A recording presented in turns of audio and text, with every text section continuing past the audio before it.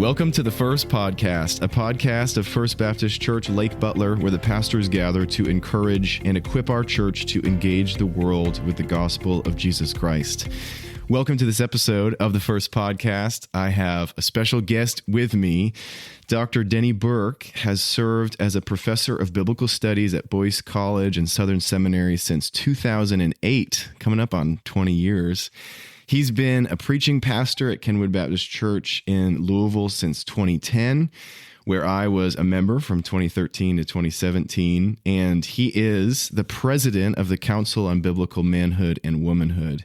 He's written extensively about the Bible's teaching on sexuality and gender, including his book, Male and Female, He Created Them, Transforming Homosexuality, and What is the Meaning of Sex? He has also authored a commentary on the pastoral epistles and has written numerous articles that have appeared in many academic journals. He and his wife, Susan, have 4 children. Denny, welcome to the podcast. Hey, Jonathan. Great to be here. Thanks for having me. Yeah, it's not often I get to have an old pastor, not old in age, of course, but old in pastime. I'm so broken down. Yeah. Well, I really am looking forward to the opportunity to talk to you as someone who is really deeply enmeshed in the world of the SBC. You're teaching at SBC institution, pastoring an SBC church. What is your perspective? I know our denomination, the Southern Baptist Convention, consists over 47,000 independent cooperating churches. It's huge. And I know it's hard to speak of like the state of the SBC, but what would your perspective be on our current spiritual health and then maybe the cooperative unity that you see in the SBC currently? Yeah, I think people have to be really careful about assessing the health of the SBC if they're just paying attention to online controversies. And I would actually warn people not to gauge the temperature that way. The vast majority of SBC churches are just conservative churches that are plodding forward, doing the work of the Great Commission. And your average SBC church member is not online and is not engaged in a lot of the debates that you see online. And so that would not be a good way to take the temperature. It's not even a good way to take the temperature of what goes on at our annual meeting every year, just looking at what goes on online. Because controversies online that are very popular, once you get to the floor of the convention, things tend to be a little bit different. And so you have to be very, very careful about that. I'm optimistic about the SBC because, our polity is still in place. And we're a denomination that's not like other denominations in the sense that we're not governed from the top down. We're governed from the bottom up. It's really the local churches that determine what the SBC is. And if local churches are sending messengers to the annual meeting, they have a say in shaping who we are. And right now we are doing a lot of great things. Our main reason for coming together is for missions and church planting, both internationally and here domestically at home. And the IMB is the largest missionary sending force in the world.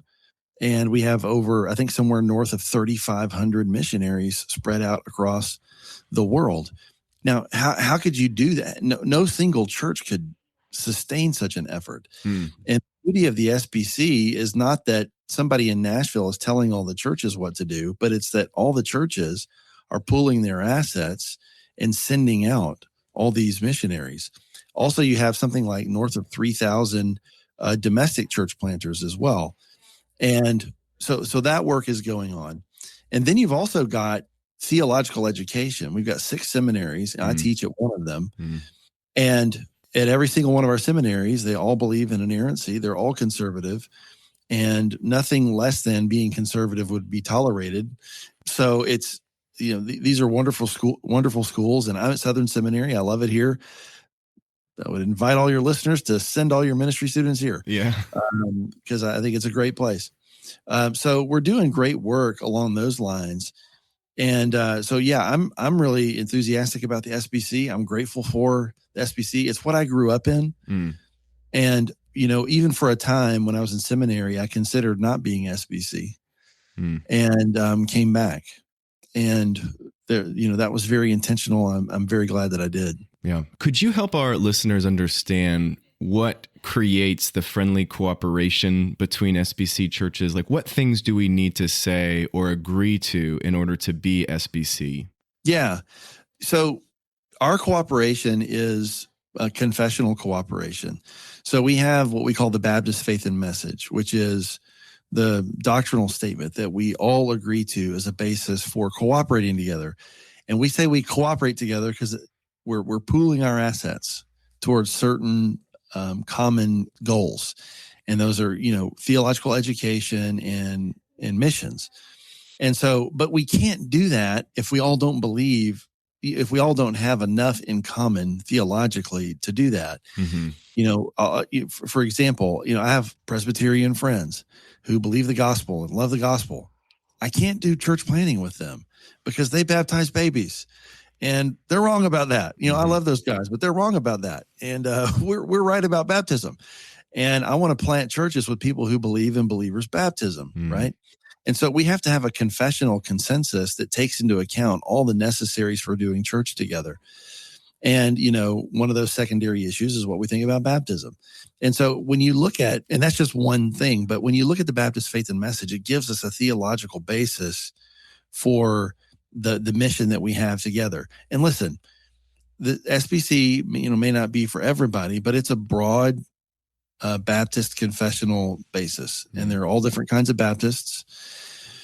And if you're good with the BF&M, you should be good to cooperate. Mm-hmm. So what has come about recently in the idea of partnership around women in ministry? I think some of our listeners might have a little bit of an understanding of what has happened the last couple of years, but what steps have there been to bring about clarity on the issue of women in ministry? Yeah. So it's very interesting, okay? Because in some ways, some things have changed, but in other ways, a lot of things haven't changed. There have always been, because the way that the Southern Baptist Convention is set up, it's not a top-down thing, but a bottom-up thing. You've always had churches on the margins who tug against and push the envelope on certain issues within our confessional basis. They've always been there. We had a church here in town that, for 30 years had a Southern Baptist church with a female senior pastor. I think she'd been there for like 30 years. She's still there. And it wasn't until 2023 that the Southern Baptist Convention, removed that church from friendly cooperation. You say, well, how could that be, for 30 plus years that you got a female pastor and then she, they remained within friendly cooperation? Because these churches have always been out there on the margins. The mainstream of the Southern Baptist Convention is not that. Any Southern Baptist church you walk into, you're not going to see female pastor. You're not going to see female preachers. For the most part, it's just not going to happen. But you do have that on the margins. What happened? Well, in 2019, the Southern Baptist Convention, as a part of abuse reform, set up a new structure called it was an old structure, but they expanded it. It's called the Credentials Committee. And the Credentials Committee, instead of just existing 2 days out of the year at the annual meeting, became a year-round committee.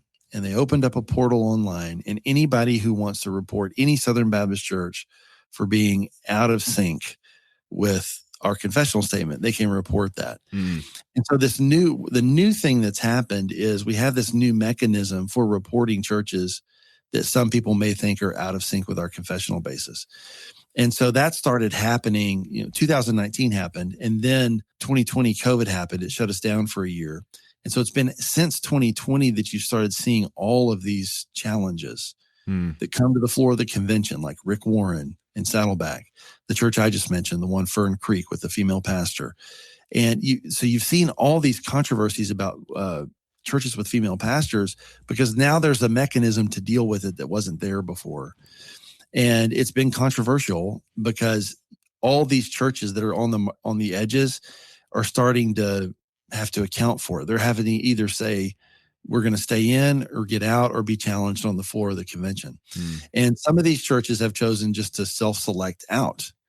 They'll get reported by the Credentials Committee and you'll never hear about it because they just, quit the SBC, which is probably what should happen. Right. But some of the churches fight it, and you'll hear about it in the news, like with Rick Warren and with Fern Creek and others. And so when Southern Baptists are thinking about, okay, what's going on with all these women pastors? There's actually not a rash of women pastors. There's always been weird things at the margins, but we have this new mechanism for dealing with it. So in that sense, things haven't changed that much, but there's a mechanism for getting at it. There is a second thing, though, that is a little more troubling, and that takes our constant vigilance to deal with. And it's just that there's been a lot of concept creep around the concept of the office of pastor over the last, I would say, 20 years or so. And what I mean by that is churches who would otherwise say that they're traditional or complementarian have forgotten what the office of pastor is all about. And for a lot of these churches, it's an ecclesiological problem before it's a gender problem. Mm-hmm. So they're a church, for whatever reason, the way that we've titled ministry positions within our churches has started to drift.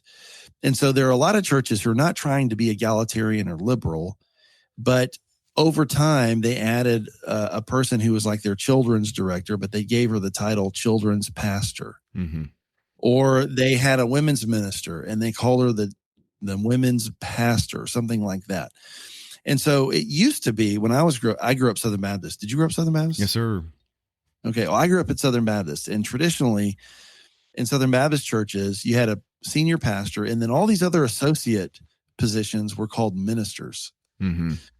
And so I grew up in a church that, had a senior pastor, and we also had a female children's minister.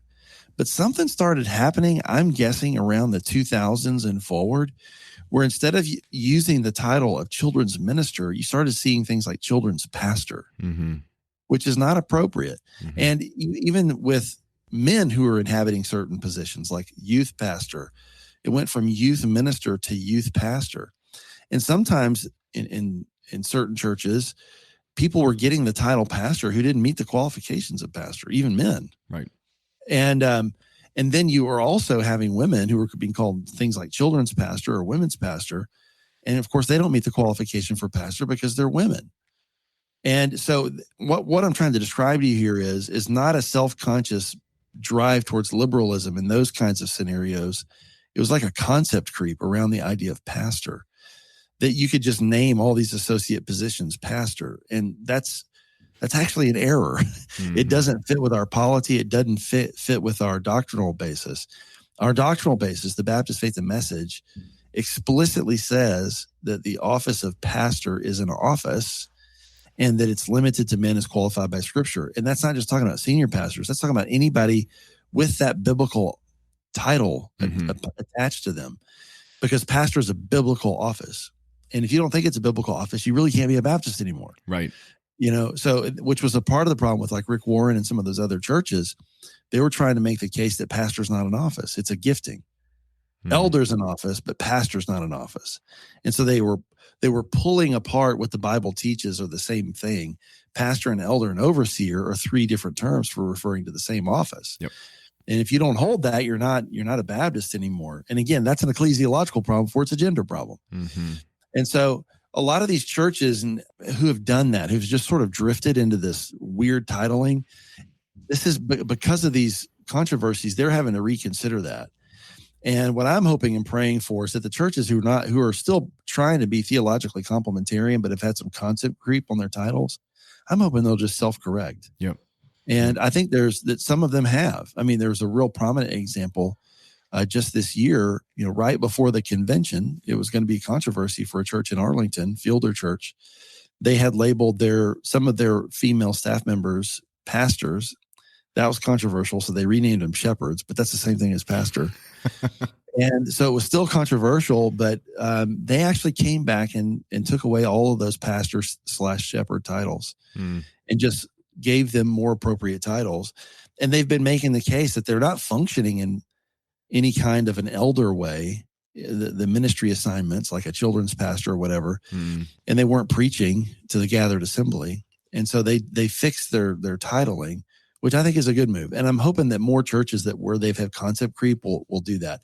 So I'm not like I don't think Southern Baptists are on the edge of the abyss of liberalism. Yeah. Like I think that's the wrong view of the Southern Baptist Convention. I do think, though, doctrinal fidelity really requires constant vigilance and understanding the nature of the errors that churches are experiencing and then dealing with them appropriately. Yeah. Besides the kind of confusion of gifting and office, what other motivations do you think these churches have for wanting to put women underneath the category or title of pastor? And how would you respond to that beyond, of course, what you just said? Yeah. So I do think that some churches are legitimately trying to push the envelope against our doctrinal statement, and they're trying to do things that really don't fit with a biblical view of complementarianism. For example, every now and again, you'll hear about churches within the convention that they won't have female pastors, but they will call women to preach on Sunday mornings, like sometimes on special occasions, or sometimes more often than that. I'm not going to list names of churches right now, but I can think of an example or some examples right now. They're out there. And a part of what we're doing at the Southern Baptist Convention annual meeting every year right now is to pass an amendment that would address those situations where they're actually trying to transgress this. You and I are involved with, supporting the amendment Dr. Moeller has offered to our Constitution, which would address the issue of this concept creep on the title of pastor, but then also women preaching to the gathered assembly. Yep. And it would address that specifically. And that passed. It has to pass twice, 2 years in a row, but we passed that at the last convention. And then hopefully, and it was a good vote, 75%. Hopefully it'll get a similar amount or more at the next meeting. So to answer your question, some churches are pushing the envelope, and they really do, in my view, need to hear from their fellow churches, hey, we don't want you to do this. I want you to, come in line with the biblical teaching on how men and women are supposed to function in ministry. Come in line with that, or there's going to have to be a parting of ways. Right. Personally, I don't want there to be a parting of ways. I want them to come around to biblical truth. But if they don't, that threatens cooperation. And we won't be able to cooperate together anymore if that continues. Yep. So next year at the convention up in Indianapolis, is it required just that there would be a majority vote for the Truth and Unity Amendment to pass? No, supermajority. It's got to be 67% or 66% plus one. So it's got to be another supermajority. Yep. And so we got to get people to come out. All churches that care about this, that care about having integrity in our pastoral office, need to be sending their full slate of messengers. They need to come and vote and be in the room for the business meetings and be there to make sure that we're, being vigilant. The Southern Baptist Convention is going to be what its messengers decide it's going to be. And that's going to be determined by who sends messengers, who shows up, and who votes for what. Yeah. So we just need everybody to come out. And I agree with you that I think this represents what the standard SBC church really wants. But why do you think sometimes those churches aren't as represented in the gatherings? Like, do you think that that's a financial issue, or maybe it's something that we just don't talk about enough? Do you have any thoughts on that? Are you talking about the female pastor issue? Yeah, or just even how in the past the law amendment hasn't gone forward. Yeah, so like the law amendment was another attempt, is like the Mueller Amendment, trying to bring clarity to the female pastor issue. And the law amendment actually, I think, would have passed last year, except for the leader of the executive committee spoke against it, and I think scared Southern Baptists away from their own doctrinal statement from the platform. I think we had momentum, except that the platform came out against it at the last minute and basically told everybody, if we pass this, we're going to get sued. And so we shouldn't pass doctrinal clarity because we'll get sued, which I think is a farce and not true and not the case at all.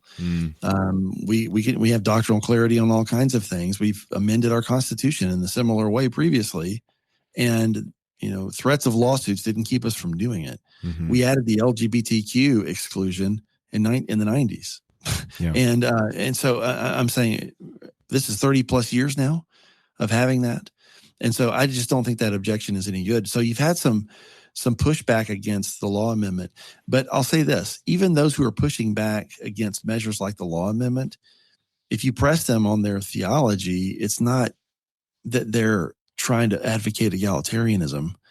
It's some form of complementarianism, and they think that this is not the best way to get at it for most of them. Yeah. So, we fell short. We were winning majorities, like clear majorities, like 60+%. We just couldn't get to 66%.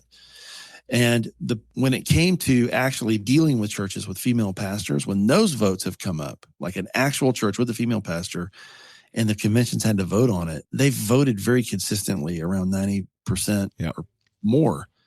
So that's why I'm saying that the vast majority of the convention, at least the ones that send messengers, are very clear on this.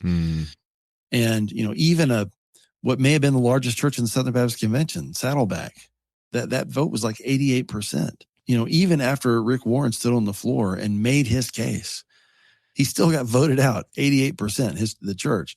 And so I'm saying that Southern Baptists are pretty resolved on this issue. Sometimes we have disagreements about how to sue for integrity. And a lot of us have thought that an amendment would be a good idea, but there's been a minority that said, well, I'm complementarian, but I don't think that's the best way. But when the actual votes on churches have come up, it's been like 90%. So I would explain it that way. So even some of the opposition to the law amendment, not all of it is like egalitarians. Some of it is. Right.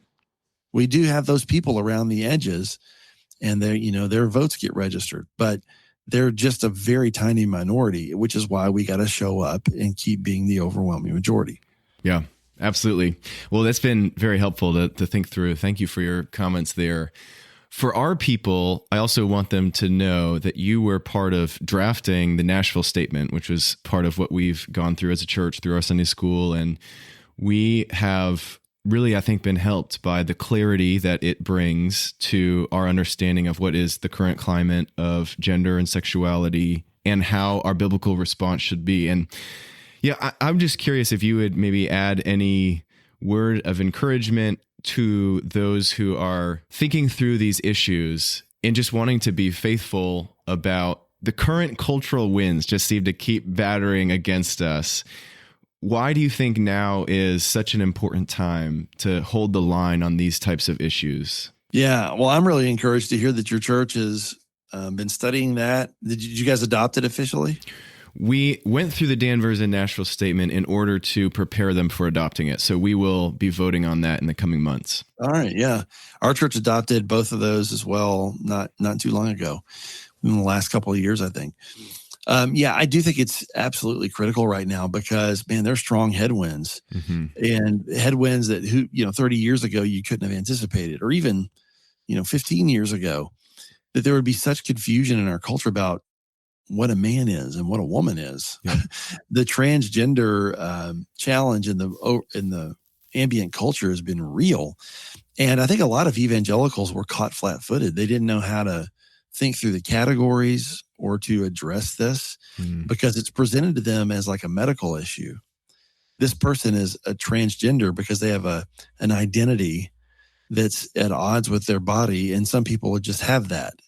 And if there's a diagnosis even in the, what do you call it? DSM-5 or? The DSM-5, the Diagnostic and Statistical Manual of Mental Disorders, the 5th edition. And even before that, they changed it from being a disorder in 2013 to being, gender dysphoria. And so you have, this sort of medicalizing of this phenomenon. And so people think they just have to go along with it.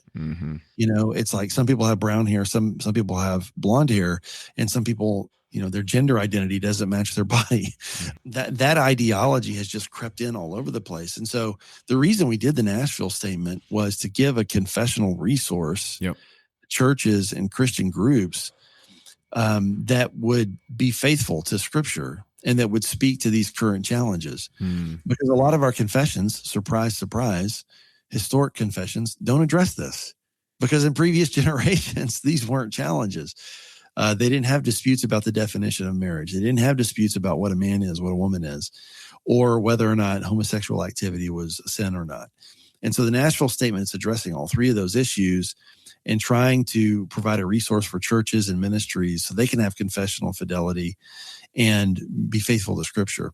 And, thankfully, I hear stories all the time. There's no way for me to even quantify it of how many churches have adopted this, the Denver Statement and the Nashville Statement over the years. But there's been a ton of Christian institutions, Southern Seminary, a lot of the Southern Baptist seminaries. I could just go through all the schools, for example, that have adopted this. Mm-hmm. So that's why we did it. But it's because people are facing this. This is not, pie in the sky, how many angels can dance on the head of the pin. This is what people are dealing with in their lives. And you're dealing with it at your work. Their HR department required them to put their pronouns on their email signature. Mm-hmm. What am I supposed to think about that or do about that? And so, and even tougher things than that. And so this is a challenge that Christians are facing, and we just need to have biblical clarity about it. And that's what the Nashville Statement was for. Yeah. Well, it has been, I think, a big help and encouragement for our people. Do you see any need for, that was, 2017? We're getting up on 10 years. Do you see anything in the future of new statements or new clarity to be brought to issues? These things are changing so quickly. So, is there anything that you could share? Yeah, there's nothing on our end in the works right now. I will say this. I'm the primary drafter of the Nashville Statement. John Piper made such a substantial revision of my initial draft that I consider him a co-writer of it. Mm-hmm. It was a very substantial revision. Mm-hmm. And really not long after, I don't think he would mind me saying this publicly, so I'm going to risk it, but not long after it, he said, we may need to look at this again in 10 years or 5 years or whatever. And so I've never forgotten that. And there may be a need for another statement or another definition. Even now, there are ways that I would say things differently. I still stand with the Nashville Statement, but I have a lot more clarity now than I did 10 years ago on these issues. So I won't rule it out, but right now, Nashville's been serving us really well and served a lot of institutions really well. Yeah. Amen. Well, thank you so much for your work. You're doing so many things. You're helping the church, of course, both locally at Kenwood and beyond, and training leaders and pastors. And man, I'm just so thankful for you. Do you have any projects on the horizon, things we could be praying for you for as you continue in ministry? Yeah. I've got this sitting right here. I just came out with a book called Mere Complementarianism. It just came out this week. And so I've been trying to do my part to help the publisher promote the book. So this is all about complementarianism, trying to defend a mere complementarianism, which is what I think the Denver Statement is. Mm-hmm. And so, so this book came out. Hopefully people will check it out. Hot off the press. Oh, I'm sure. Yeah. We'll get some copies. Yeah. Thank you, brother. This has been, a very helpful time. Thanks for doing this and taking the time to be interviewed and talk through these issues. Yeah. Thanks a bunch, Jonathan. Great to be with you. Yeah. All right. And thank you to our listeners for listening to this episode of the First Podcast. Until next time, for your joy and God's glory.